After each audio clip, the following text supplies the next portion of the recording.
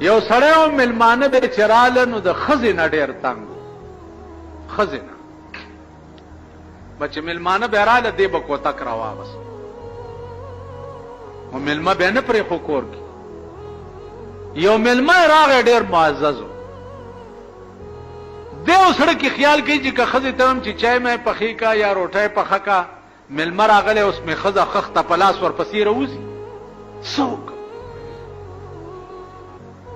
کور ته راغلی ښځې ته وایي چې ښځې خبره خو نه یې که نه؟ وی نه.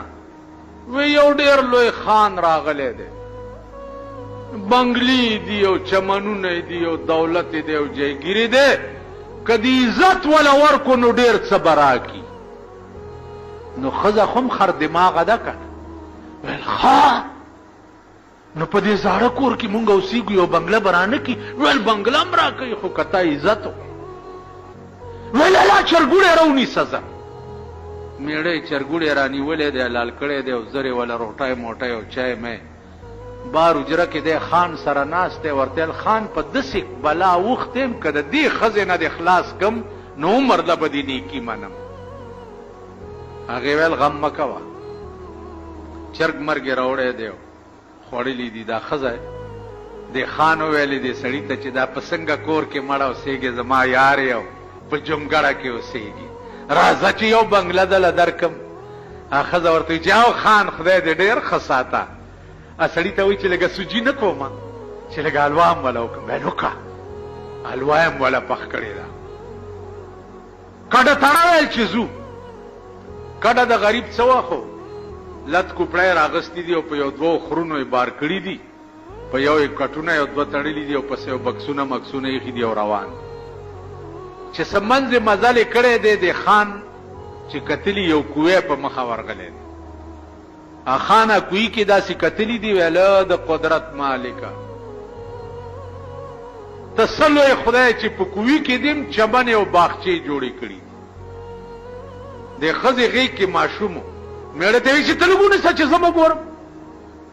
خو چې دی ور منډه کړې ده چې کوی ته سر ښکته کړی دی، خان رستو نه ټېله ورکړې چې غړم شوی. ښځه لاړه کوی ته لاندې او دې سړي ته یې ویې زه مبارک شه د بلا نه مې خلاص کړي. سړي ماشوم په غېږ کو کور ته راغی چې شپه شوه ماشوم جاړي. چې ماشوم جاړي زړه کې خیال کړی دی چې که دا ښځه مې په تندر ولګه که هر څومره خرابه وه خو اوس دا ماشوم راته مري. نو سهار یې پړی او بوکا اغستې ده او هغه کوی ته ورغلی دی او ورکوزه کړې ده. چې ورکوزه کړې چې راکاږي نو خیال به یې کړی چې دې بوکه کې به مې ښځه ناسته وي چې راویښېجو. چې راخېجولې چې پاس راغلې ده اوس ښځه نه ده، یو بله بلا پکې ناسته ده، شیشکه غوندې پکې ناسته. دا سړی ورته وایي چې څوک یې بیختي وي، زه غورځوم دی. ویل چې ومې نه غورځی، ډېره نیکي به در سره وکړم، چې ومې نه غورځی. چې راویښېجوله څوک یې؟ ویل زه بلا یم دې کوی کې اوسېږم. نو ویل ولې راوختې؟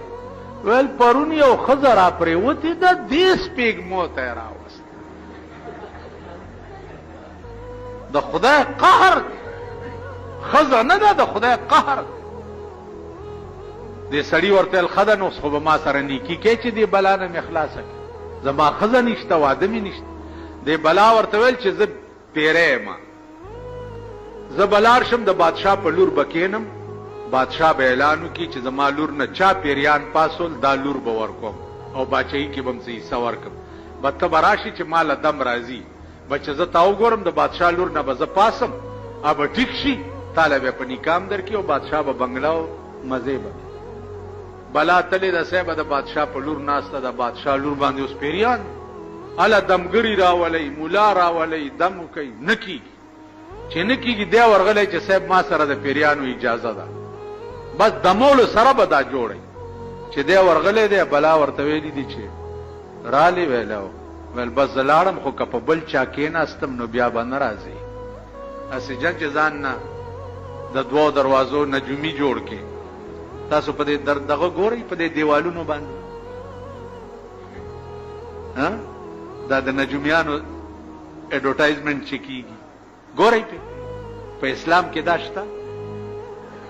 پیغمبر ویلی دی من اتا کاهنا فصدقه بما یقول فقد کفر بما انزل علی محمد صلی الله سوک چې پالګر تراغه او لاس ورته او خودو په دې یقین او کو نو پټی کی کافر.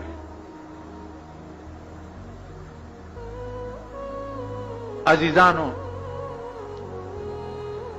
بادشاہ لور چې جوړه شو مولای راوغختو نکای ورته تړلو یو بنگله ورکړو زمازه چرچې کاو دا بلا لاړه د وزیر په لور کې ناستا چې پاغي کې ناستا پاغي اوس پیریان شو. وزیر راغه بادشاہ ته وی چې د استازم ستالور نم پیریان پاسولی لګي منکرم راولې. بادشاہ ورته چې ورشه دړه کې خیال کولو چې د بلا سره ما وعده کړی د چې کپ بل چا کې ناستې نه بدرځم تاسو کی خیر ځان چې ورغله ده بلا ورته چې ما چې تاسو ویلی چې په بل چا کې نم نه برازي نو دی ورته وی چې دی لنیم راغله چې تا د وزیر د لور نه پاسو دی لراغلم چې د کوینا غ خزر راوته ده ما نه پښتنه وکړه چې بلا چرته ده نو ورته دی وخمو کنه